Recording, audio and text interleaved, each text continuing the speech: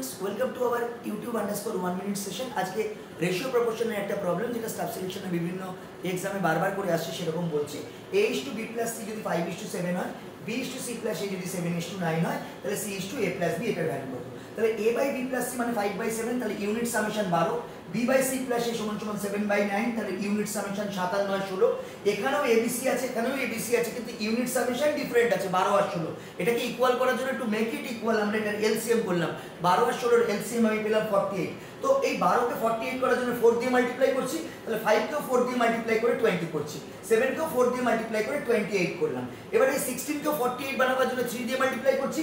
So similarly 7 কে 3 দিয়ে multiply করে 21 পেলাম, 9 কে 3 দিয়ে মাল্টিপ্লাই করে 27 পেলাম। তাহলে এখান থেকে যেটা কনফার্ম করছি সেটা হচ্ছে A = 20, B = 21, তাহলে C কত হবে? ওই 48 থেকে 20 আর 21 মাইনাস করলে 7 চলে আসবে। আমাকে বার করতে বলেছে C/A+B ভ্যালু। C এর ভ্যালু 7, C এর ভ্যালু 7, A+B এর ভ্যালু হচ্ছে 41। Correct answer is D option, none of this. এটা আমরা দেখালাম। এর রেসপেক্টে তোমরা এই প্রবলেমটা সলভ করে আমাদের কমেন্ট করে আনসার জানাও। Thank you.